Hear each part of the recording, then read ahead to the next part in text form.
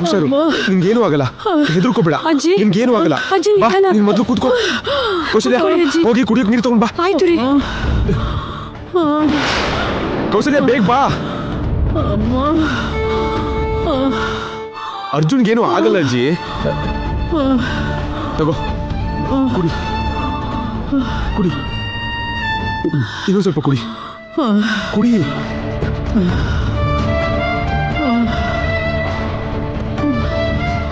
ನಿನ್ಗೇನು ಆಗಲ್ಲ ಅಜ್ಜಿ, ಟೆನ್ಷನ್ ಮಾಡ್ಕೋಬೇಡ. ಅಜ್ಜಿ,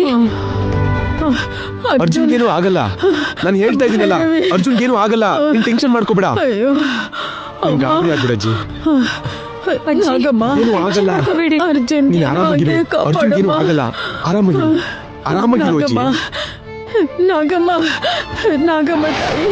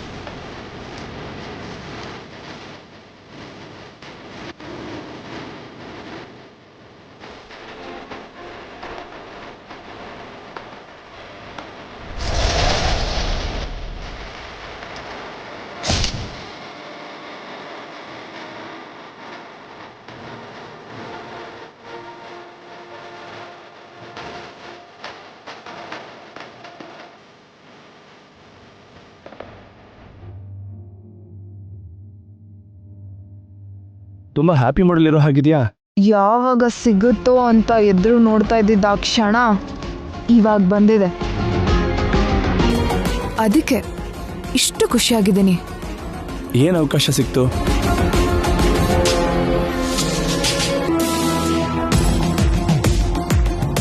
ಹೇಳು ಭೈರವಿ. ಅದೇ ಮಾವ, ಯಾವಾಗ್ಲೂ ನೀನೇ ಕಾರ್ ಓಡಿಸ್ತಾ ಇರ್ತೀಯ, ಇವತ್ತು ನಾನು ಓಡಿಸೋ ಅವಕಾಶ ಬಂದಿದೆ ಅಲ್ಲ, ಅದಕ್ಕೆ ಖುಷಿಯಾಗಿದ್ದೀನಿ. ಹಾಗಾ?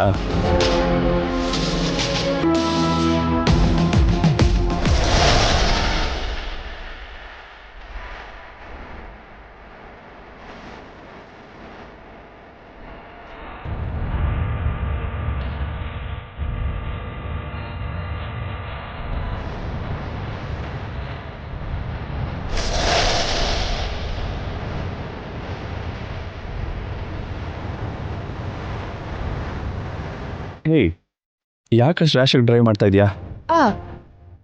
ಭಯ ಆಗ್ತಾ ಇದೆಯಾ ಮಾವ? ನಾನು ಭಯ ಪಡ್ತೀನೋ ಇಲ್ವೋ ಅಂತ ಟೆಸ್ಟ್ ಮಾಡ್ತಿರೋ ಹಾಗಿದೆ.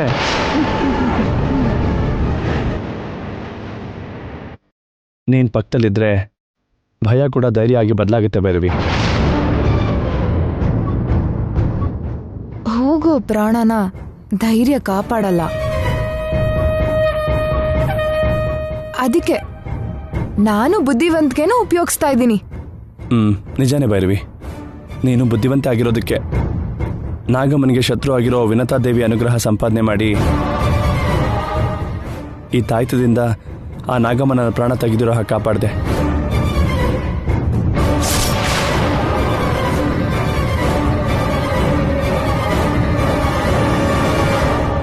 ಭೈರವಿ ಬುದ್ಧಿವಂತಿಕೆಯಿಂದ ತಾಯಿತವನ್ನು ಸಂಪಾದನೆ ಮಾಡಿದ ಹಾಗೆ ನಾನು ಕೂಡ ಬುದ್ಧಿವಂತಿಕೆಯಿಂದ ನಿನ್ನ ಕೈಯಲ್ಲಿರೋ ತಾಯಿತವನ್ನು ನಿನ್ನಿಂದಲೇ ತೆಗೆಸಿ ನಿನ್ನ ಸಾಯಿಸುವುದಕ್ಕೆ ಬಂದಿದ್ದೆ.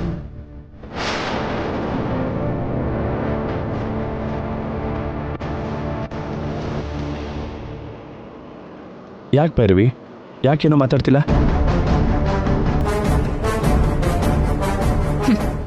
ನನ್ನ ಕೈಯಲ್ಲಿ ಸಾಯೋ ನಿನಗೆ ನನ್ನ ಜೊತೆ ಮಾತೇನು?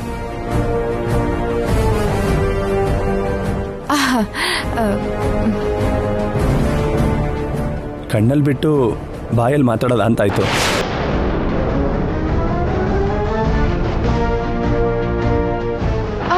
ಬೇಡ ಮಾವ, ಏನಾಯ್ತು? ಆ, ಅ, ಅ, ಏನೂ ಇಲ್ಲ. ಆ, ನಿನ್ನ ಹೊಳೆಯೋ ಕಣ್ಣು ನಂದೆ, ನಿನ್ನ ಗಿಣಿ ಮೂಗು ನಂದೆ. ನನ್ನ ಪ್ರಾಣ ನೀನು ಅನ್ಕೊಂಡಿರುವಾಗ ನೀನು ಬೇಡ ಅಂದರೆ ಬಿಟ್ಬಿಡ್ತೀನಾ? ಬೇಡ ಅಂತ ಹೇಳ್ತಾ ಇದ್ದೀನಲ್ವಾ?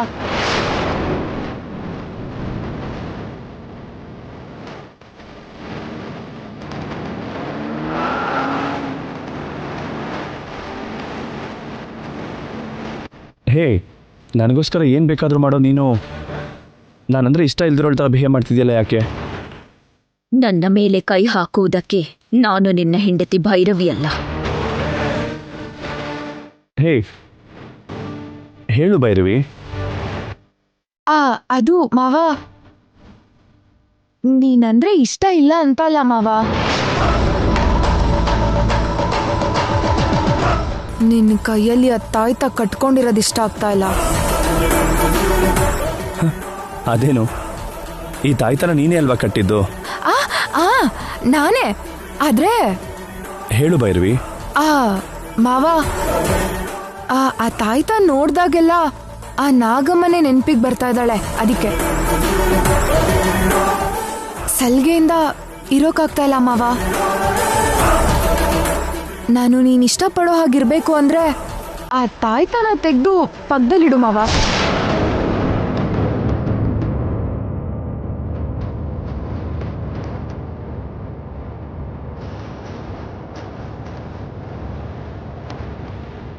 ಈ ತಾಯ್ತನ ಎಂಥ ಪರಿಸ್ಥಿತಿಲೂ ತೆಗಿಬೇಡ ಅಂತ ನೀನೇ ಅಲ್ವಾ ಹೇಳಿದ್ದು?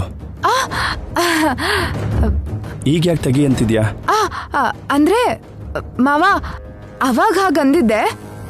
ಮತ್ತಿವಾಗ ಯಾಕೆ ತೆಗಿ ಅಂದೆ? ಮಾವ, ನಾನು ಪಕ್ಕದಲ್ಲಿರೋವರೆಗೂ ಆ ನಾಗಮ್ಮ ನೀನ ಏನೂ ಮಾಡಕ್ಕಾಗಲ್ಲ ಅಂತ ಮಾನಸದೇವಿ ಹೇಳಿದ್ಲು ಅಲ್ವಾ? ಹೌದು. ನಾನು ನಿನ್ ಪಕ್ಕದಲ್ಲೇ ಇರೋದ್ರಿಂದ ಆ ತಾಯ್ತ ಜೊತೆ ಕೆಲಸ ಏನಿರುತ್ತೆ ತೆಗ್ದಾಕು ಮಾವ.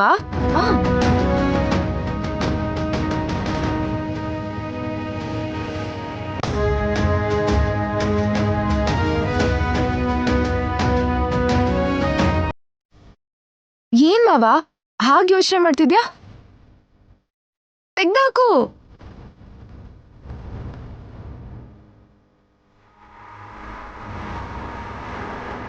ನೀನು ಹೇಳಿ ನಿಜಾನೇ. ನೀನು ಪಕ್ಕದಲ್ಲಿರುವಾಗ ನನಗೇನೂ ಆಗಲ್ಲ. ನೀನು ಹೇಳ್ದಾಗೆ ತಾಯ್ತ ತೆಗಿತೀನಿ.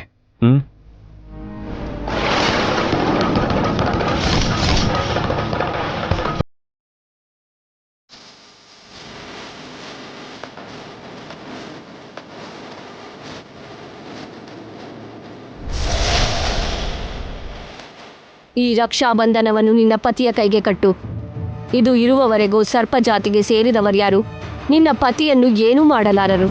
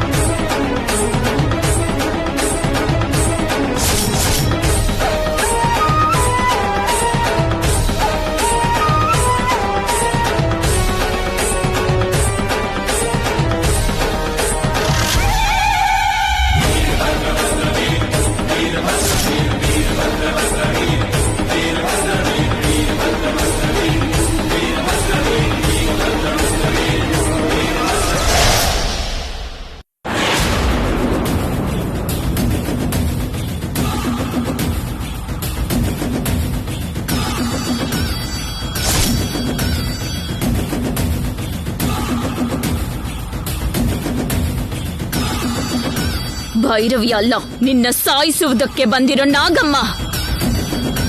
ಅಮ್ಮ,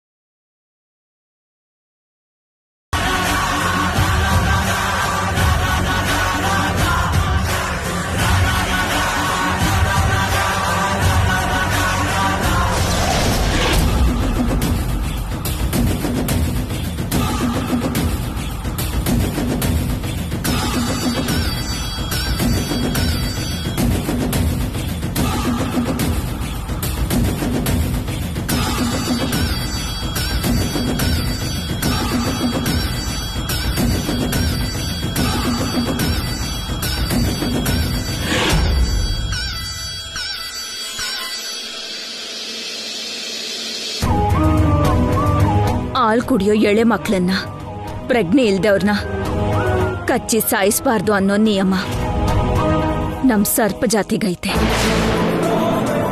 ಆ ನಿಯಮನ ಮೀರಿ ನಮ್ ಸರ್ಪ ಜಾತಿಗೆ ಕಳಂಕ ತರಲ್ಲ.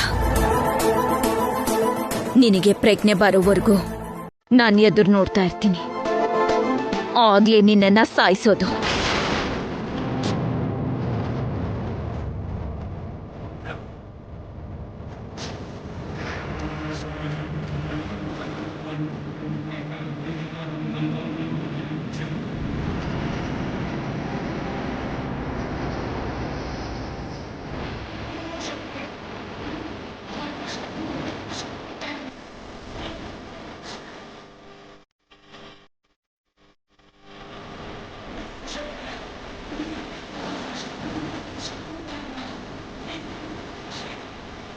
ಅರ್ಜುನಪ್ಪವ್ರೇ, ಎದ್ದೋಳಿ. ಅರ್ಜುನಪ್ಪವ್ರೇ, ಎದ್ದೇಳಿ.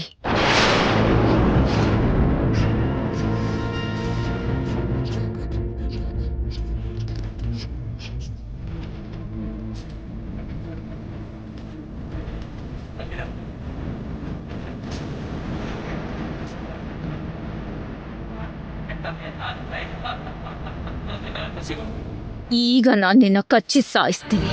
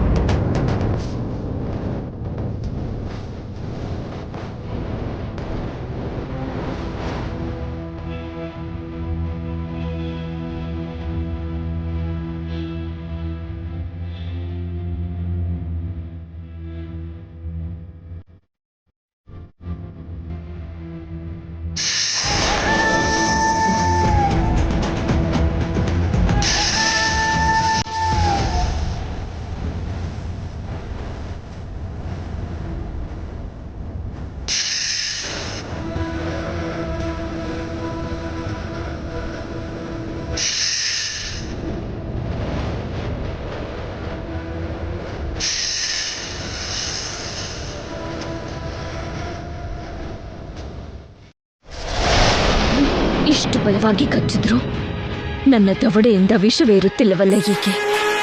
ನಿನ್ನ ಪತಿಯ ಬಳಿ ವಿನತಾದೇವಿ ಅನುಗ್ರಹಿಸಿದ ರಕ್ಷೆ ಇಲ್ಲದಿದ್ದರೆ ನಾಗಮ್ಮ ನಿನ್ನ ಪತಿಯನ್ನು ಬದುಕಲು ಬಿಡುವುದಿಲ್ಲ. ಆ ರಕ್ಷೆಗೆ ಸಂಬಂಧವಿಲ್ಲದೆ ನೀನು ನಿನ್ನ ಪತಿಯನ್ನು ಒಂಟಿಯಾಗಿ ಬಿಡದಂತೆ ನಿನ್ನ ಪತಿಯ ಪಕ್ಕದಲ್ಲಿ ನೀನಿರುವವರೆಗೂ ನಾಗಮ್ಮ ನಿನ್ನ ಪತಿಯನ್ನು ಏನೂ ಮಾಡಲಾರಳು. ಮಾವ ಮಾವ ಮಾವ ಮಾವ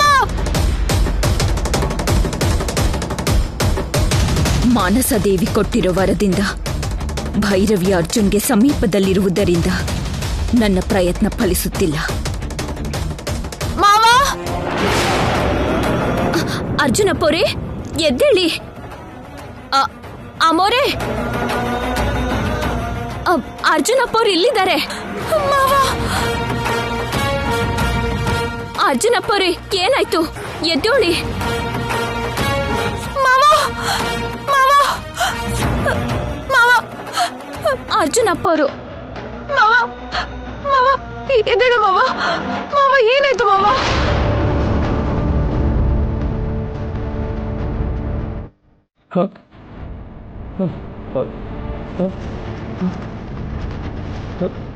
ಭೈರವಿ, ಮಾವ ಭೈರವಿ, ನಿನ್ಗೇನು ಆಗಿಲ್ಲ ಅಲ್ವಾ? ಮಾವ, ನಾಗಮ್ಮ ನನ್ನ ರೂಪದಲ್ಲಿ ಬಂದು ನಿನ್ನ ಕರ್ಕೊಂಡು ಹೋಗಿದ್ದಾಳೆ ಅಂತ ಅರ್ಥ ಆಯ್ತು ಮಾವ ನನಗೆ.